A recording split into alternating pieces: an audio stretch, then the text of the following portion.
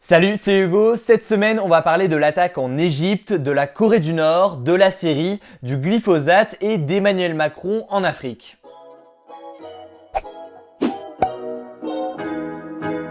La première actualité de la semaine concerne la terrible attaque terroriste qui a frappé l'Égypte. Le 24 novembre, des terroristes ont attaqué une mosquée dans la région du Sinaï et ont fait plus de 305 morts. C'est l'attaque la plus meurtrière de l'histoire récente de l'Égypte. Le président égyptien Abdel Fattah al-Sisi a très vite réagi en promettant, je cite, une réponse brutale contre les auteurs de cet attentat. L'attaque n'a pas officiellement été revendiquée, mais certains éléments laissent penser que c'est l'organisation État islamique qui l'a commise. En effet, la mosquée attaquée est soufiste. En quelques mots, le soufisme, c'est une branche considérée comme modérée de l'islam qui se caractérise par ses rites et prières mystiques et qui est présente à la fois chez les sunnites et les chiites. L'État islamique a déjà attaqué à plusieurs reprises le soufisme, notamment au Pakistan où un chef soufi a été décapité par le groupe terroriste l'an dernier. De plus, l'État islamique s'attaque régulièrement à des mosquées dans des pays musulmans, pays qui restent ses premières cibles. Deuxième temps fort de la semaine à propos de la Corée du Nord. Le dirigeant nord-coréen Kim Jong-un a annoncé cette semaine que la Corée du Nord est officiellement devenue un État nucléaire. Pourquoi cette annonce? Eh bien parce que la Corée du Nord a réussi à tirer un missile qui pourrait atteindre la totalité du territoire américain. Mais il faut quand même relativiser cette annonce qui participe de la propagande de la Corée du Nord. En effet, le pays ne serait en réalité pas encore capable de miniaturiser des bombes nucléaires, c'est-à-dire les rendre suffisamment petites pour les accrocher à ses missiles. En tout cas, la Corée du Nord poursuit sa politique d'armement nucléaire avec une progression qui ne fait aucun doute chez les experts,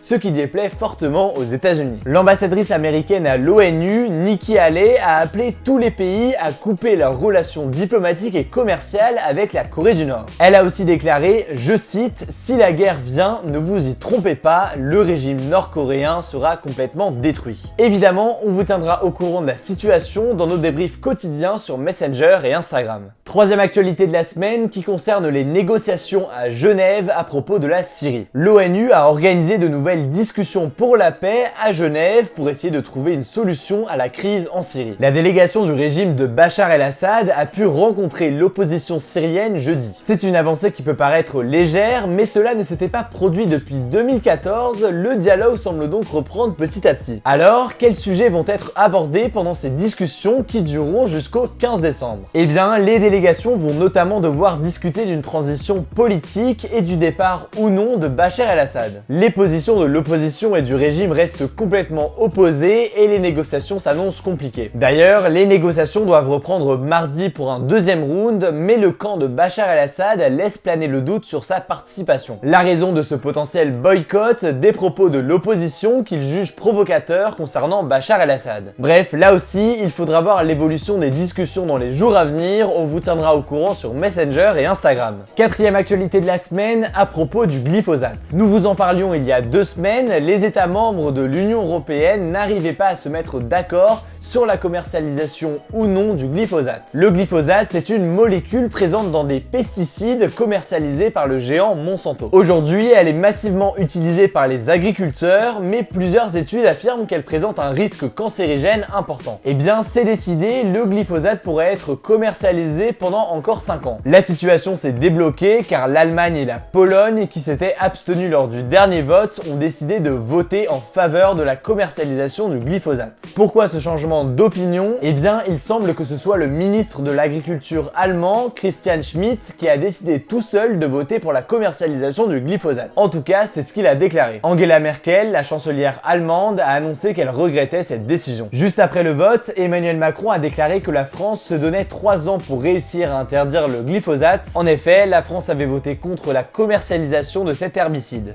Dernière actualité de la semaine, elle concerne justement Emmanuel Macron et son voyage en Afrique qui s'est terminé jeudi. Le président de la République s'est rendu d'abord au Burkina Faso, puis à un sommet entre l'Union européenne et l'Union africaine en Côte d'Ivoire avant de terminer son voyage au Ghana. Au Burkina Faso, il a fait un grand discours où il a annoncé vouloir en finir avec la France-Afrique. La France-Afrique, c'est une politique néocoloniale qui est menée utilisé par la France pour garder des intérêts, souvent commerciaux, en Afrique. On peut relativiser cette annonce car les anciens présidents François Hollande et Nicolas Sarkozy avaient aussi promis la fin de la France-Afrique sans grand succès. Il a également déclaré qu'il voulait rendre publiques les archives concernant l'assassinat il y a 30 ans de Thomas Sankara. Thomas Sankara, c'est l'ancien président du Burkina Faso qui est devenu une icône nationale pour le pays. Cette mesure est très importante pour les Burkinabés étant donné qu'il reste beaucoup de zones d'ombre autour de son décès. En effet, certains soupçonnent éventuellement la France d'avoir été impliquée, inquiète de la forte politique anticolonialiste de Sankara. Le débat du jour, c'est le suivant. Êtes-vous inquiet par l'important développement nucléaire de la Corée du Nord? Comme d'habitude, à l'aide de la petite fiche qui s'affiche en haut à droite, vous pouvez voter oui, non ou sans opinion et surtout vous pouvez en débattre dans les commentaires, j'irai lire tout ça. Vous le savez, rendez-vous sur Instagram et Messenger pour un débrief quotidien de l'actualité et des débats tous les jours. Pensez à mettre un maximum de pouces bleus, vraiment ça nous aide énormément. Vous abonner évidemment, activer les notifications pour être le premier sur l'info,